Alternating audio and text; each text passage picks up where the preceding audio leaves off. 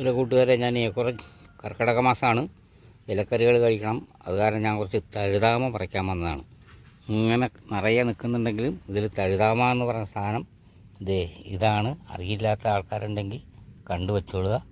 ഇതിൽ അവിടെ ഇവിടേക്കേ ഉള്ളൂ തഴുതാമ, ബാക്കി തഴുതാമയൊന്നുമല്ല. ഇത് വേറെ ചെടിയാണ്, ഇതല്ല. ഇതിൽ കാണാം ആ വട്ടത്തിലുള്ള ഇലകളാണ് തഴുതാമ. എന്തായാലും ഞാനിത് കുറച്ച് പറിച്ചിട്ട് അരിയണമൊക്കെ ഒരു തോരനൊക്കെ വെക്കണേ കാണാം. അപ്പോൾ നമ്മൾ തഴുതാമ പറിച്ചതെല്ലാം കഴുകി റെഡിയാക്കി വെച്ചു.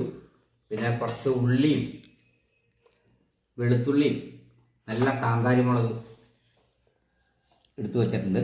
ഇതൊക്കെ നമ്മൾ അരിഞ്ഞ് റെഡിയാക്കി വെച്ചിട്ടുണ്ട്. ഇനി നമുക്ക് ഈ തഴുതാമ കുറച്ചേ കിട്ടിയുള്ളൂ. അത് കാരണം ഞാൻ കുറച്ച് ചീരയും കൂടെ പറിച്ചു, പച്ച ചീര. ഇനി ഇത് രണ്ടും കൂടി നമുക്കിതൊന്ന് അരിഞ്ഞെടുക്കാം. അപ്പം ആദ്യം നമുക്ക് പിന്നെ ചീര അങ്ങോട്ട് അരിഞ്ഞെടുക്കാം.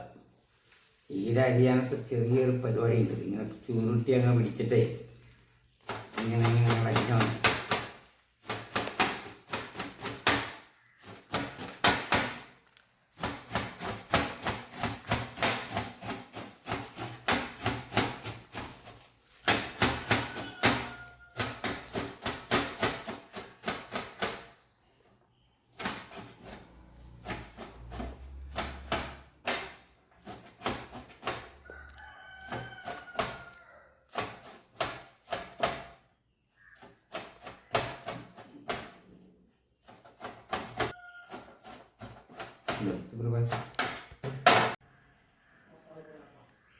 അപ്പോൾ നമ്മൾ അരിഞ്ഞു കഴിഞ്ഞു.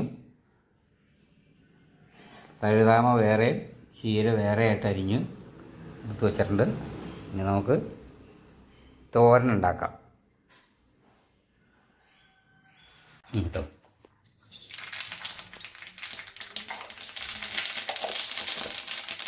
നമ്മൾ കുറച്ച് കടുകൊക്കെ പൊട്ടിച്ച്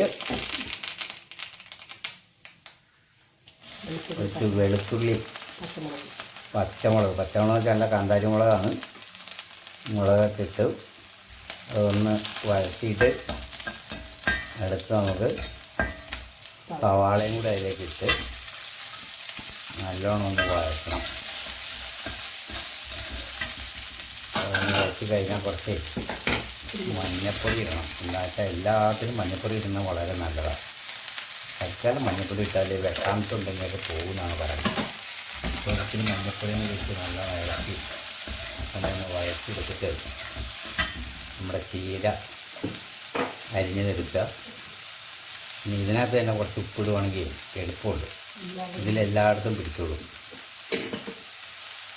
ഉപ്പിട്ടിട്ടൊന്ന് ഇളക്കി അതിനെ ഒന്നുകൂടെ ഇളക്കി മിക്സാക്കി കഴിഞ്ഞിട്ട് പതുക്കെ നമ്മൾ ആദ്യം തഴുതാമ ഇടുക. ഈ തഴുതാമയ്ക്ക് കുറച്ച് കട്ടി കൂടുതലുണ്ടായിരിക്കും. അതുകൊണ്ട് ആദ്യം തഴുതാമ ഇട്ട് നല്ലോണം ഒന്ന് ഇളക്കി ഒന്ന് യോജിപ്പിച്ച് ഒന്ന് വാടി കഴിയുമ്പോൾ ചീര ഇട്ടാൽ മതി. ഇല്ലെങ്കിൽ എന്താ വെച്ചാൽ ചീര അങ്ങ് കുഴഞ്ഞും പോകും, തഴുതാമ ഒന്നും ഇളകില്ല.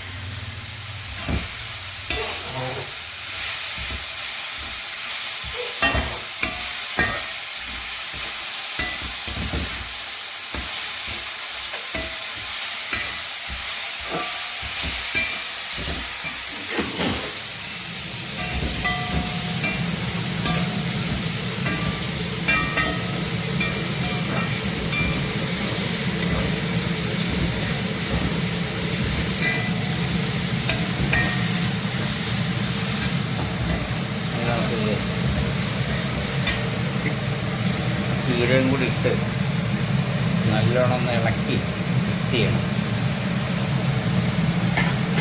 ചീര മിക്സ് ചെയ്ത് കഴിഞ്ഞിട്ട് വേണം. പിന്നെ ഇതിനകത്തേക്ക് നമുക്ക് വലിയൊരു സാധനം ചേർക്കാനുണ്ട്. ഭയങ്കര വില കൂടിയ സാധനമാണ്, കിട്ടാനില്ല. കാരണം അറിയാമല്ലോ അല്ലേ. അതും കൂടി കുറച്ച് ഇടണം, ഇല്ലെങ്കിൽ അതിനൊരു ടേസ്റ്റ് കിട്ടില്ല. എന്തായാലും നമ്മളൊരു കുറച്ച് നിരണ്ടി വെച്ചിട്ടുണ്ട്, വളരെ കുറച്ച് കിട്ടത്തില്ല. പിന്നെ അതിനകത്ത് വെച്ച വെളിച്ചെണ്ണ ഇതുപോലെയൊക്കെ തന്നെ. ഇനി ഇവനും കൂടെ ഇട്ടിട്ട് ഇളക്കി അടച്ചവിടെ വെച്ചാൽ നമ്മുടെ തോരൻ ശരിയായി. അങ്ങനെ നാളികേരം കൂടി ഇട്ട് ഇളക്കി നമ്മുടെ തോരൻ റെഡി ആയിട്ടുണ്ട്. ഇനി അടുപ്പൊക്കെ കെടുത്തി ഇതിനെ നമ്മളിവിടെ അടച്ച് വെച്ചേക്കുവാണ്. ഇനി കഴിക്കാൻ നേരത്തെ എടുത്ത് കഴിച്ചാൽ മാത്രം മതി. ഓക്കെ, ബൈ, പിന്നെ കാണാം.